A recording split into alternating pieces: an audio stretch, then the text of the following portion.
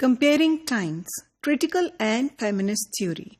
Critical and feminist theory ایک ایسی theory ہے جو کہ بہت کامنلی یوز ہوتی ہے آپ کے کمپیریٹیو ایجوکیشنل انالیسس میں. سو یہ تھیوری ہے کیا؟ Let's look at critical theory from the Marxist point of view. جو کریٹیکل تھیوری ہے اس کی روٹس ہیں مارکسزم میں، اور Marxist theory is always talking about کہ سوسائٹی میں دو قسم کی کلاسز ہیں اور ایک کلاس دوسری کلاس کو ایکسپلائٹ کر رہی ہے on the basis of the economic differences. So the one class وچ is the dominated class is always dependent on the dominant class who are being exploited by them. اور جو dominated ہیں ان کے پاس ساری privilege ہے، economic privileges ہیں and they own the means of production. So it always emphasizes economic factors. اور اس کا ایک ایجنڈا ہے اس تھیوری کا، اس کا ایجنڈا یہ ہوتا ہے کہ by emphasizing these differences or injustices it wants to bring about political and transformation and ایک more just society. وہ equality لانا چاہتی ہے اور وہ political ایک اس کے اندر ایک political ایجنڈا شامل ہوتا ہے جب بھی آپ کی critical theories یوز ہوتی ہیں. فیمنسٹ تھیوری یہاں پہ کہتی چلوں critical theory کا ہی ایک پارٹ ہے لیکن not completely into this. اور لیکن کچھ ایسپیکٹس اس کے کریٹیکل تھیوری سے ملتے ہیں. فار انسٹنس اس کا ایجنڈا آپ کی کریٹیکل تھیوری سے ضرور ملتا ہے جو کہ it is to bring about a positive change.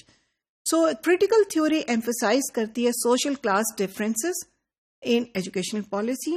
وہ یہ کہتی ہے ایجوکیشنل پالیسیز اس طرح سے بنتی ہیں کہ جو آپ کے بچے ہوتے ہیں جو پور فیملی سے بلانگ کرتے ہیں ان کو ان کا فائدہ نہیں ہوتا.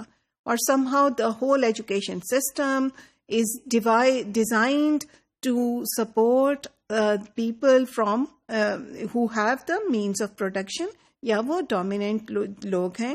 So class and education کا جو difference ہے اور جو impact ہے وہ آپ کے critical theorists دیکھتے ہیں across. وہی والی بات ہے کہ چاہے وہ اسی ملک میں دیکھیں یا چاہے وہ کراس کمپیریٹیو ریسرچ کریں اس کے اندر دیکھیں.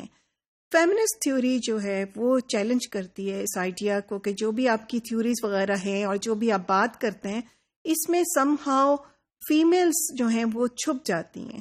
اور آپ جینڈر رولز فار انسٹنس جو ہیں اور فیمیلز کا جو سبسروینٹ رول ہے ہسٹوریکلی رہا ہے ہمیشہ، دیٹ از سارٹ آف نیچرلائزڈ. وہ آپ کو کامن سینسیکل نظر آتا ہے. آپ کہتے ہیں کامن سینس کی بات ہے کہ جی لڑکیاں باہر نہیں جائیں گی یا لڑکیاں یہ کام نہیں کریں گی یا یہ کام نہیں کر سکتی.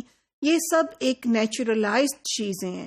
نیچرلائزیشن کا مطلب یہ ہوتا ہے کہ وہ چیزیں اتنی دیر سے ہیں کہ آپ سمجھتے ہیں کہ جیسے وہ ہمیشہ سے رہیں گی. نیچرلائزیشن کی ایک ایگزامپل میں دے دوں کہ فار انسٹنس آپ نے دیکھا ہوگا کہ کچھ مذہبی گھرانوں میں بچیوں کو بہت چھوٹی عمر سے جیسے وہ 1-1.5 سال کی بھی ہوں گی تو ان کو حجاب پہنا دیا جاتا ہے. وہ حجاب ان کو اس لیے پہنایا جاتا ہے کیونکہ وہ چاہتے ہیں کہ جب بچی بڑی ہو تو وہ اس آئیڈیا کو حجاب پہننے کے وہ اتنا نیچرل اس کے لیے ہو جائے کہ وہ اس کو بس کوشچن ہی نہ کیا جائے. سو یہاں پہ ایشو یہ نہیں ہے کہ ہم اس کو چیلنج کر رہے ہیں کہ نہیں کر رہے، لیکن پوائنٹ یہ ہے کہ دس is an example of naturalisation. Naturalisation کے ایک ایگزامپل آپ یہ دیکھیں. آپ نے کبھی یہ کوشچن نہیں کیا ہوگا کہ لڑکیاں ہی میک اپ کیوں کرتی ہیں اور لڑکے میک اپ کیوں نہیں کرتے ہیں؟